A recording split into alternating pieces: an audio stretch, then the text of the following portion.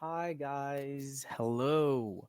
Welcome to today's Unit 3 Land Based Empires from Fiveable. So, before I get into today's stream, I just want to give you guys a little disclaimer. So, if there's any mic problems at any moment in time, make sure you guys just drop a comment in the comment section just so I know that I need to just fix the microphone at any moment. Yeah, and if you guys see me looking down at my computer or notes, it's just so that I'm able to give you guys all the information that I want to relay to you guys. Also, if you guys have any questions, make sure you ask at any given moment in time so that I know you guys are understanding, or if you have any questions. Yeah, and also, don't forget to go down where it says save your spot for the next AP World history live review. Make sure you guys do that. And then lastly, just please avoid the area for the end in the polls where it says multiple choice questions. That's going to be later on in this live stream. And yeah, make sure you guys also do the polls about what unit you're on in AP World. Okay, so going into our first slide, which is just all about Fiveable, and it basically says, I mean, it just means that you guys should subscribe to Fiveable's Twitter, Instagram, and YouTube to get all of the information that we're gonna post because we really do have quality content and we'll love to share it with you guys. Next, we we have our fiveable.me. This is an app where you guys can go and message us directly if you guys have any questions, or do you want or you if you want clarification on certain content from different various streams. You guys will be able to talk to star students or teachers about different subject areas. Yeah, first you're going to have an overview of the key concepts: 3.1, 3.2, 3.3, and 3.4. And then you're going to have a SAQ portion as well as a multiple choice question or discussion, I should say. Yeah. And then lastly, you're going to have an open-ended question and answer period if you guys need it. If you guys have any questions for me, I'll answer anything that concerns AP World, or just any if you're doing okay, anything like that. And yeah, make sure you don't hesitate to ask any questions during the stream. Okay. Okay, guys, if you have any questions right now, just go ahead and ask them. It's better to get them all out right now. So when I get into the overview, you guys aren't like, what's going on here? And I'm just going to check the polls for a second. So many of you guys said you're on unit 3. One person said they're on unit 4. So that's good. So everybody's on the same page, which is great. So unit 3, land-based empires. This was from circa 1450 to circa 1750. And this is going to be 12% to 15% on your AP test, which this percentage is very high. So this means that you guys need to know this content very well. The empires that I will be discussing in the live stream are the Ming and the Qin, or what's commonly known as the Manchu in China. And you also have the Russian Empire, the Mughal Empire, the Safavid Empire, and the Ottoman Empire. And just a little note for you guys, some comparable states that you guys should know about are France, Japan, Mexico, or the Aztecs, and the Incas. And if you guys know anything about these empires, you can go ahead and share them in the comment section, just so I like get a feel where you guys of what you guys know about. Yeah. Here's a diagram or visual that shows you these empires spread out on a map. So you see how the Russian Empire is like just expanded massively. Oh, okay. 1 second, guys.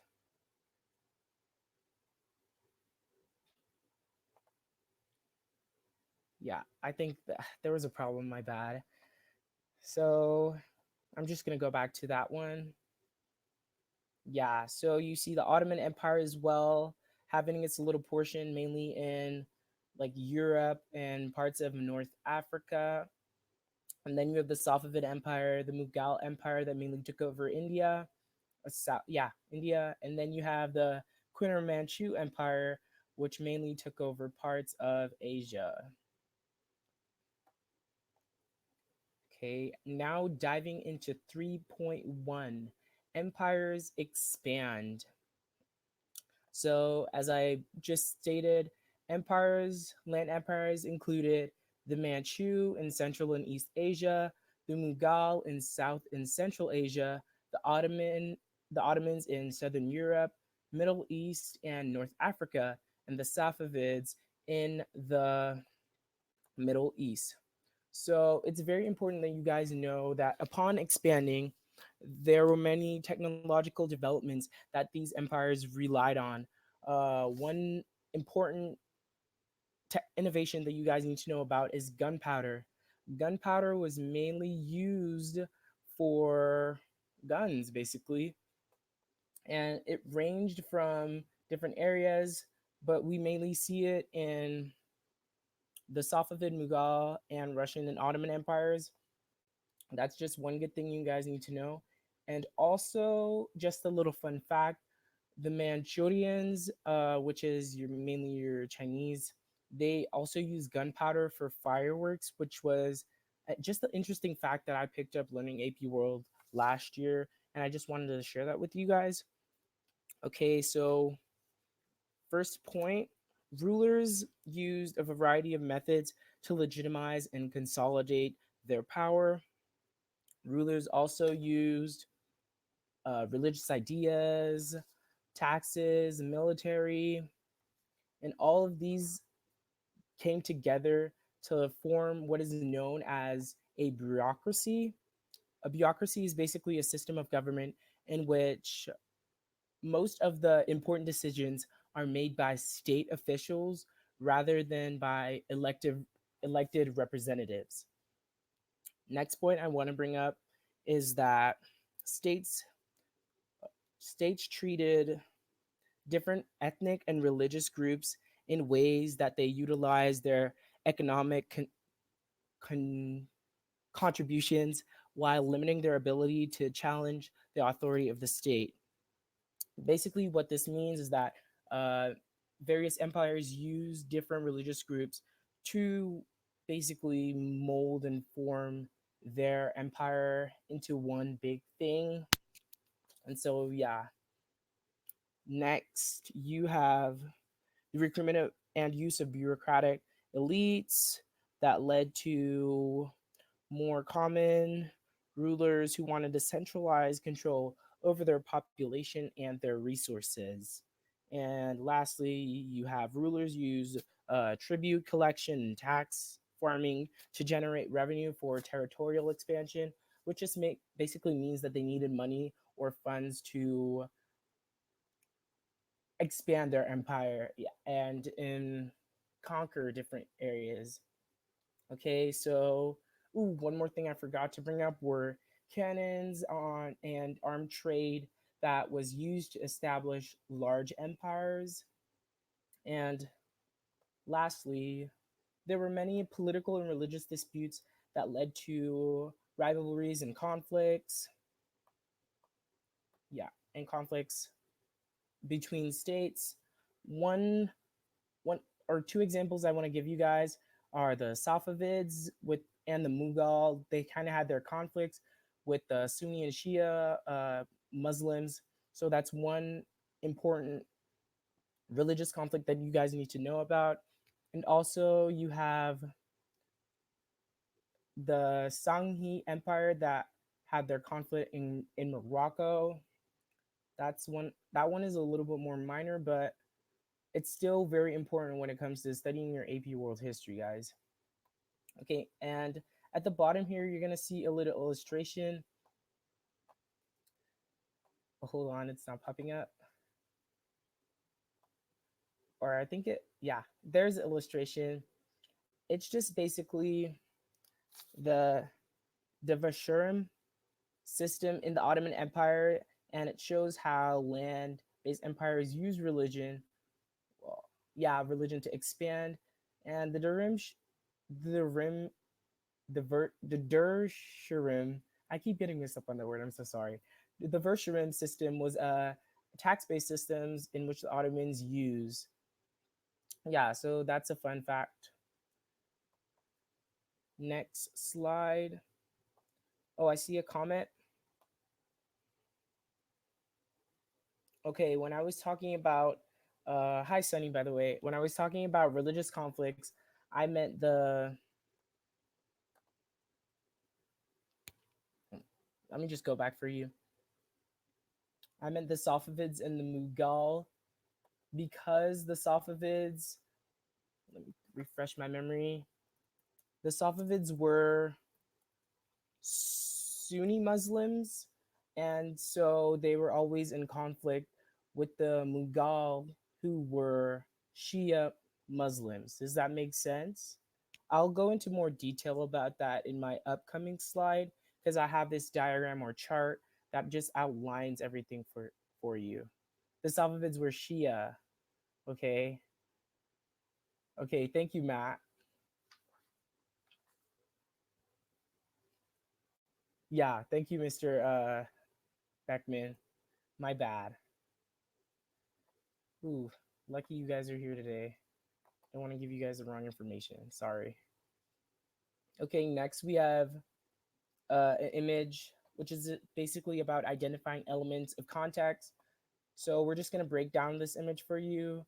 So if you guys can look at the image and find where the governors are, can anyone tell me? Okay, now I see where you were going, Sunny. Okay. Okay, so the governors are inside on the right. Yes, they are sitting at the table. And what about the people on the left? What are they doing? Can anybody tell me?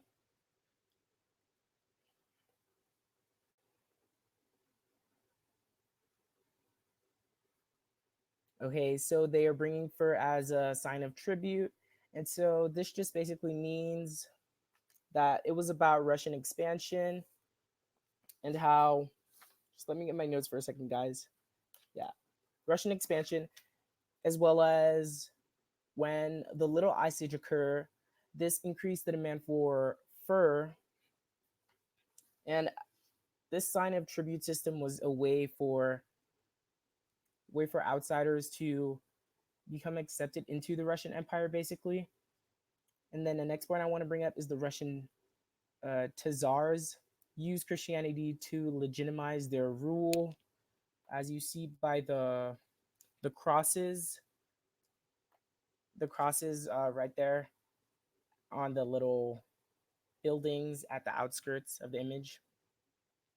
And then this just basically represented ongoing trade between different empires. Yeah, yeah, guys. So next slide.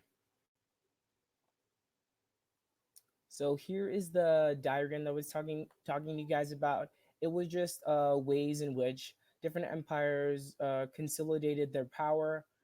And I know sometimes you guys get confused about the word consolidated, and it just means a way to combine a number of things into a single, more effective, coherent whole, if that makes any sense. So it's basically just a merging or combining of like one area with another to form something even bigger than it was before.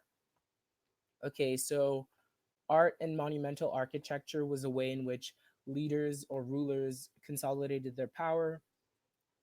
Here you see the Ottoman miniatures, and then I always pronounce it wrong. So if I pronounce it another way, that's just how I said it, or my teacher taught me how to say it, basically. And then you have the Qing imperialism portraits that were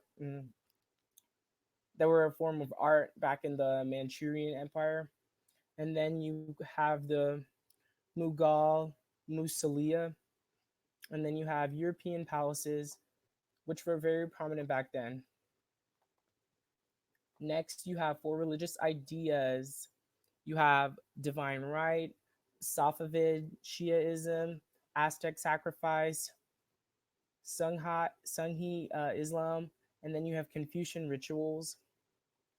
And when it comes to the differentiation of ethnic groups, these are mainly Incan ideals. You have the Republic, the Indios, the Castas, which included the Creole, the Mestizos, and the Muletos. And then lastly, you have your bureaucracy and your military professionals. The Ottoman diversion, diversion. I keep getting that mixed up. Diversion, and it was again I said a blood tax or tribute in blood. What that sent military officers to take Christian boys at the ages of 18 or 8 to 18 from their families in Eastern and Southeastern Europe in order for them to be raised and serve the state. And then also you have your Chinese exam system, and then you have your salaried samurais. So that's just a few of the ways that in which empires consolidated power. If you guys have any questions right now, make sure you just ask them. Okay. Yeah, Mr. Diorto is just giving you guys a little information, more information about the systems of how they differentiated ethnic groups. Next, you have next slide. Next you have the point 3.2, which is all about empires, administration. And in this slide is just basically all about how empires were able to maintain or stabilize their land through the form of governance. And governments were able to maintain order through a variety of administrative institutions, policies, and procedures. Then you also have the recruitment and the use of bureaucratic elites that led to the development of military professionals. And this became more common among rulers who wanted to maintain centralized control over their populations and their resources. Just gonna check my notes here, guys, if I'm leaving anything out. Okay, yeah, I'm fine. And then next point, rulers use tribute collection, tax farming, innovative tax collection systems to generate revenue in order to forward imperialism or their state power. And then you have the use of religious ideas, art, monumental architecture, in which they used to legitimize their rule. That was in the chart I just showed you guys, the different ways in which empires were able to consolidate their power. And then you see bureaucracy again, that little stamp, just so you guys have a visual. And then your belief systems. I believe Jed will be doing a stream about this next week, so you guys should really go check that out. And within this portion of Empire's belief systems, it's all about continuity and change within the various belief systems, and you'll see how each religious belief system developed, how they influenced each other, which led to syncretism, synchronous belief ideas that were shared across the various cultures. Also, yeah, Mr. Beckman is telling you guys learn more about the castas on Wednesday. So yeah. Then first point, you have the Protestant Reformation, which was a breaking point for Christian traditions, and both the Protestants and Catholics contributed to the growth of Christianity. So this was very important when I was studying AP World History, because we learned all about Martin Luther and his 95 theses. Yeah, and there you see an image of him posting it, and it just for us, we just learned that it was the theses was what was wrong with the Catholics, or what were they doing wrong, because it wasn't, I don't know how to word it, but it wasn't really fair, I would guess, for others because of the types of inequalities that were going on at the different times. And so next point, you have the Ottoman and who were Sunni, and the Safavids who were Shia empires. Okay, and then you have the split between the Sunni and Shia. So okay, there you guys go with the Sunni and Shia. So you see it's Ottoman and the Safavids. That was my bad. And then you have Sikhism that developed in South Asia. Sikhism is basically just Islam and Hinduism syncretized together to make one new belief system. And here you have a list of the different beliefs that were uh, present at the time. You have Sunni, you have your Shias, you have your Hindus, you have your Buddhists, you have your Catholics, your Protestants, your Judists, your Orthodox, your Shinto, your Aztecs, and your Incas. So those are the different types that you guys should know about. And before going into the next slide, I just want to have a little overview about the empires, just a small little overview. So for the Ottomans, they were aggressive agricultural societies. They also helped to decrease women's autonomy, yet they had many rights for women at the same time, which seems very contradicting, but they were the Ottomans. They were also the most powerful Islamic state at the time, and they were known, I believe, the sword, the shield of Islam. Yeah, I think, but they were feared and admired at the same time in the West, and they also united Islam because of their ideology. They also had their rulers who were referred to as their sultans, and they were very highly centralized. Yeah, again, Istanbul was their capital. They traded silk and musk. That's just a little tips or fun facts about the Ottomans. Next, you have the Safavids, who were an equal when it came to women because women did not have their freedom and they were forced to wear restrictive clothing such as veils. Also, they established a kind of social hierarchy in that time, and the Safavids became great, although they although they were very,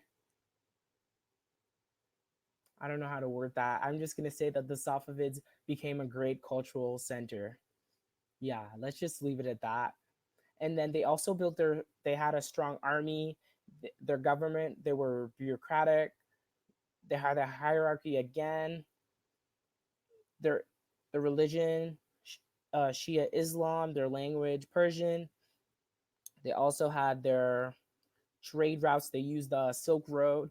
If you guys didn't check it out, we had a Unit 2 review. So if you guys want, you can go and replay that. It was all about uh, the system, the networks of exchange. So basically, like your Silk Roads and all of that, your Trans-Saharan trade route. Yeah. And then you have your Mughal Empire, which was all about uh, it was basically all about Muslims and Hindus under religious laws. They were the most powerful Islamic state to rule India at that time. So that's super interesting because when you think of India, you're mainly thinking of Hinduism, which was that's cool. And then you have politics. They were very politically united because they had their centralized government, which was able to unify smaller states. And they also had their delegated government with respects for human rights at the same time. So they were very accepting. Yeah. And they also traded textile materials such as cotton. And Mughal was one of the largest the world's largest economic power at the time. So that's like crucial for you guys to know. And yeah, and then with your Russian Empire now, you have your Slavs that came to settle along that area. You have interracial marriage that occurred in that time. No, not interracial marriage, but intermarriage with different cultures that occurred at that time. You had sexual prostitution, sexual abuse that resulted in mixed offsprings in the Russian Empire. The Russians were a very militant force, and they were very brutal at the same time. And when it comes to politics, they were a monarchy. So yeah, they were under a king basically, and their religion was Russian Orthodox. Here we see again the empire's belief systems that were established, and then you have the Russians. Okay, going back to a little further, going back to your previous units, the Russian wealth reflected the Byzantines that they traded with, and also when the Mongols took over, the Russians paid heavy tribute. Yeah, yeah. And that was just a little overview of some of the empires. And if you guys didn't know, just a brief for the Qing, the Manchurians, they were patriarchal. They believed in foot binding, which is like very restrictive on women, which you guys should know about or gonna know about soon.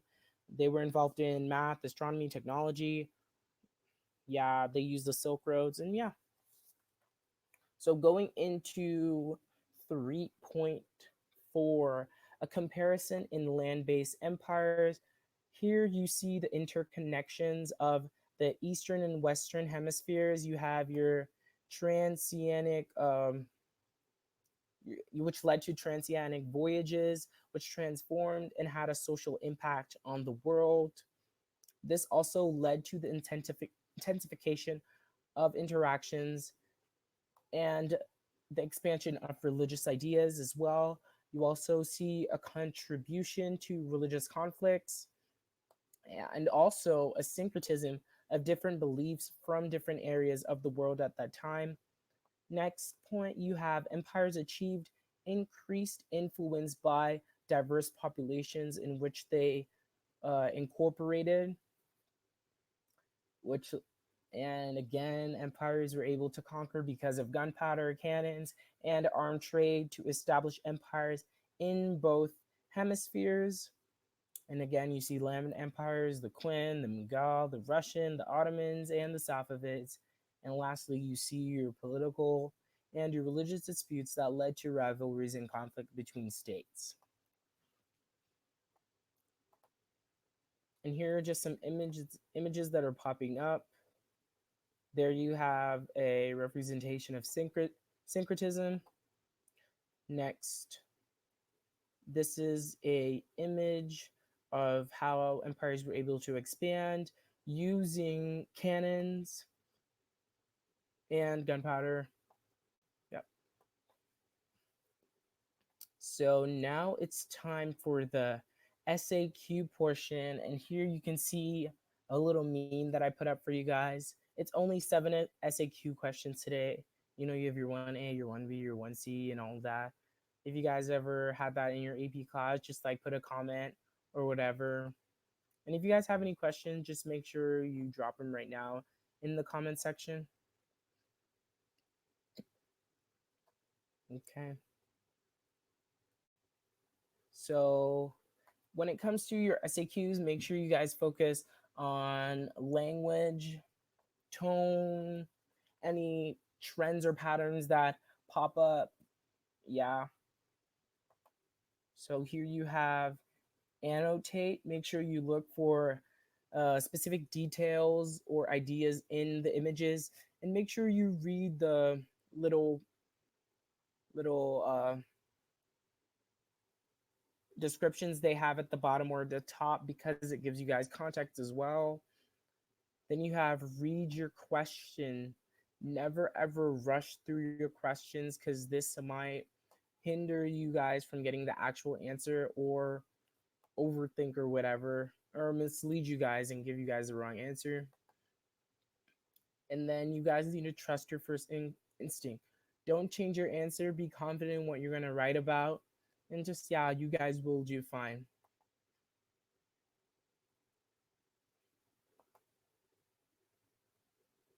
Yeah, that's the meme. So, diving into the SAQ practice portion.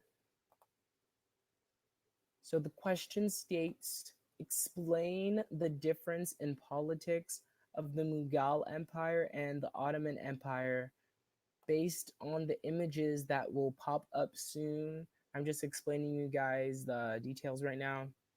The Muslim Mughals were a minority over large non-Muslim majority, whereas the Ottoman Empire was a majority of a Muslim empire.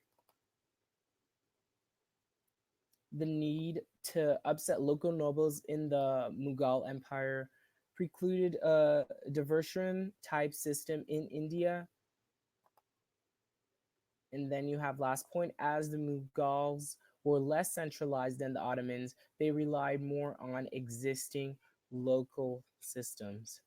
So now I'm going to show you guys the picture.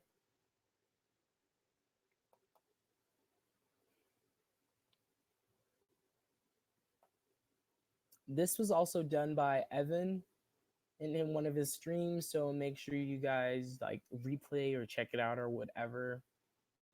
So this is the image.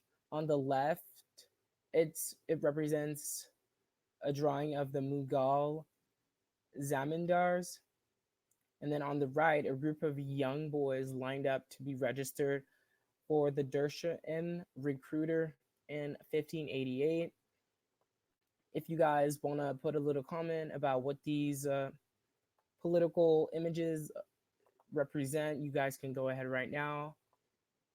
I can give you guys like 2 minutes or a minute if you want. So yeah.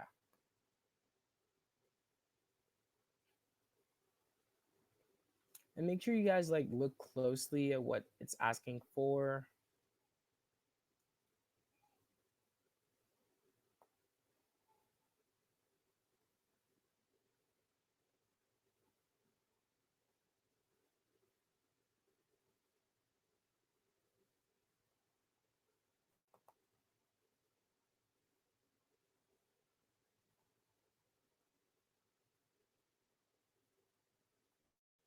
Okay, so let's see what the answer was to this question. So it appears that the Zamindars were very lax and comfortable, and the Devshirme recruits looked very nervous and uncertain. So could it be that the Zamindars don't appear to have any distinctions between them? They're not concerned with familiarity, and the Devshirme system or ceremony looks to be full of formality, basically. So just by this, you can tell that the Zamindars were a very relaxed kind of group. They were chill. But when it came to the Devshirme system in the Ottoman Empire, it was very intense. It was very, it was just very, uh, it was rough when it came to that time because the parents knew that they were giving up their child to the state so that they were going to be raised and they were going to be uh, grown up in the image in which the state wanted for them.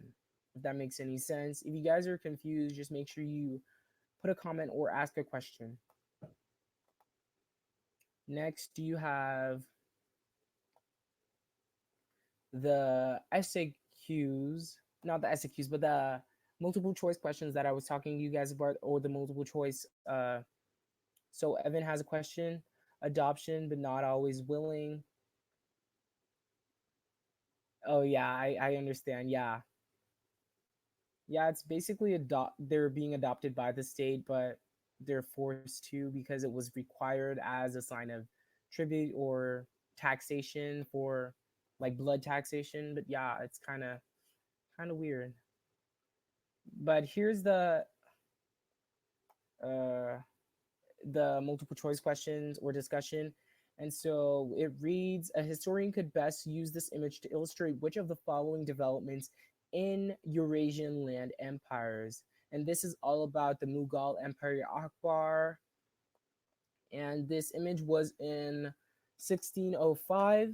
So I'm going to give you guys a little bit of time, like a minute or 30 seconds, just to go to the poll and answer that question. That's question one, by the way.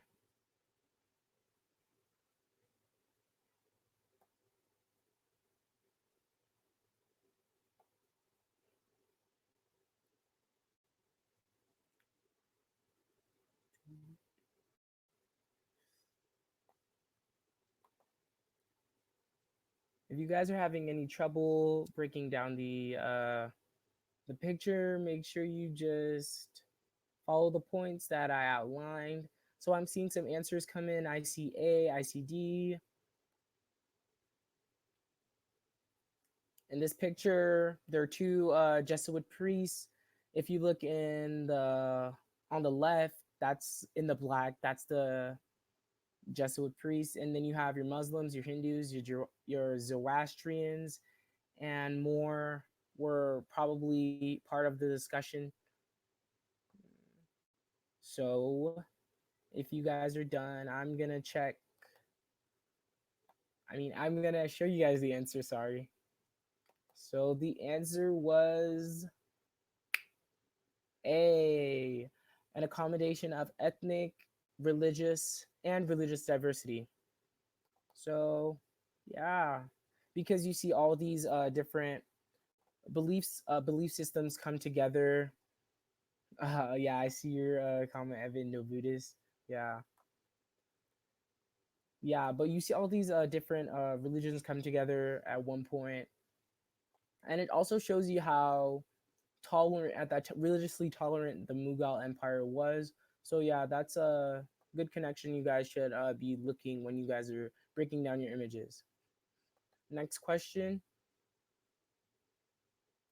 So this is also pertaining to the Mughal Empire, and it states which of the following factors in South Asia contributed most to the attitude toward religion shown in the image. So I'm just gonna give you guys like a couple of seconds or a minute,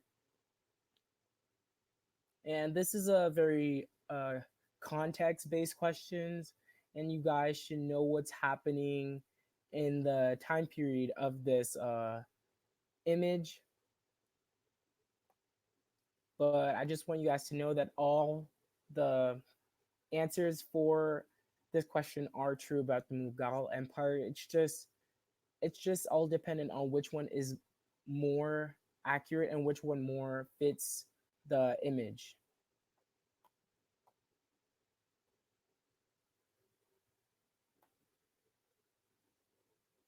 So I see two people voted for C, one person voted for B.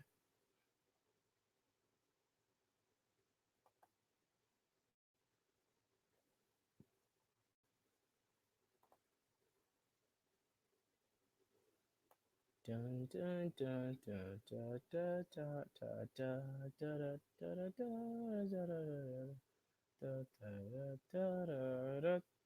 dun, dun, dun, Okay, now I'm gonna show you the answer. Sorry for that little rendition of Jeopardy. I'm sorry. Yeah, I see your comment, Sunny.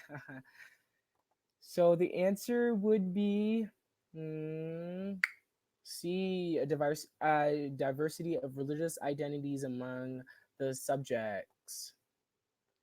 And this was because all of the land-based empires accommodated religious diversity to some degree, but Akbar mainly went the furthest into accepting each and every one. So yeah, just try to make those distinction, guys.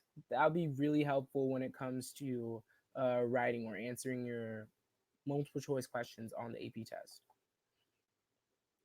And your last question, reads religious identities of Mughal rulers was most similar to rulers of which of the following? Is it A, the Ming Dynasty, B, the Ottoman Empire, C, the Safavid Empire, or D, the Russian Empire? This is a comparison question, and let's just see what you guys are gonna put.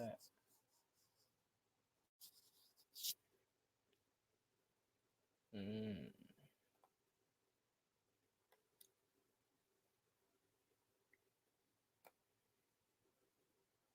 I've already seen some answers. So I've seen 2B. Yes, Mr. Diorto, I see you chiming in on B.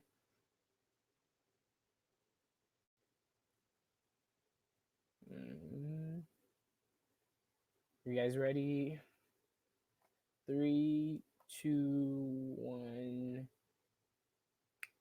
The answer was B, the Ottoman Empire, because both Sunni Muslims were tolerant of other communities. So good job, guys. I think majority of you guys got the correct answer, so that's really great. So next slide, it's all about vocabulary.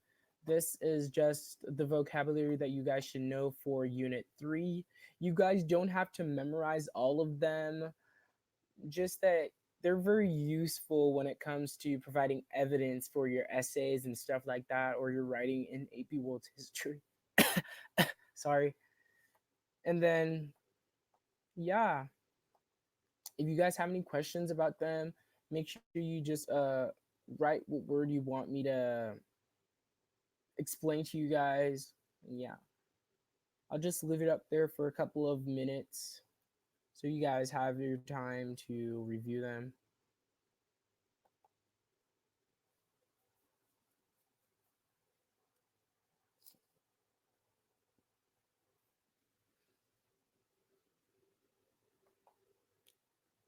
So I see Mr. Diorto commenting, yeah, you guys should take a screenshot of this. It'd be super helpful, or just download the slide after I'm done with the live stream.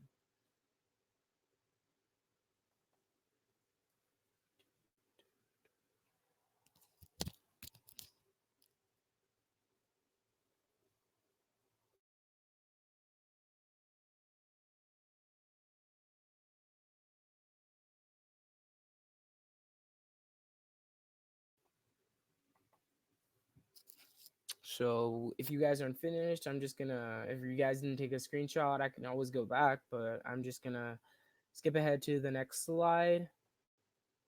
I think we're basically done here, guys. It's just all about questions. If you guys have any questions, make sure you guys put them in the question area or just comment.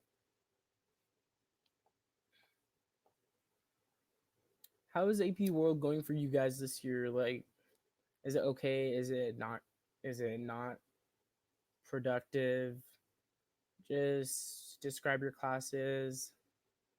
What textbooks are you guys using? Last year, I know I used Strayer's.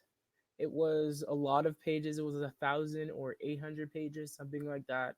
But I read all of those pages, and it was super informative. You got also question, what's your guys' favorite unit so far? Oh yeah, Sunny says that there are a lot of notes. Yeah, I had a lot of notes too, and I also had to do like, I'm gonna show you guys. I had my like spice charts. I know some of you guys did like pirate now or whatever, but I had a lot of notes. But I always made sure I was on top of it, because if I wasn't, then I'll be lost in an entire classroom session. And another thing that also helped me was watching these Fiveable streams. I know last year, looking back, they really helped me a lot, just preparing when it came to the AP World Test. I went on YouTube too. That kind of helped, but just having that face to face where you can like comment or like participate in these live discussions about like LAQ and your SAQ and just ask questions. It was like super helpful. So I forgot to include this question and answer. It's about content recap, terminology, the vocab, events, life. How are you doing? Are you okay? Are you stressed out? Do you need coffee?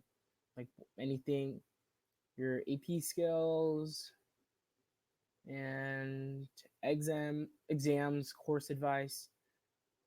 Oh, sorry. I don't know what's going on. Yeah. A little advice that I would give you guys when it comes to taking the test is make sure you guys are preparing ahead of time and not waiting till the week of to start studying and preparing and reviewing your terms, because you guys need that time to actually memorize those key concepts or watch more videos on topics you guys didn't fully understand. And I think Fiveable offers that like greatly. They're really good at doing all of that. So make sure you guys check out more of the Fiveable live streams. And yeah. So if you guys don't have any more questions for me, say I'm just gonna depart from you guys and just say subscribe to Fiveable Twitter, Instagram, YouTube, because we do have quality content and we just want to make sure you guys are getting all the information you need for when it comes to taking your AP test. And so have a good day, guys.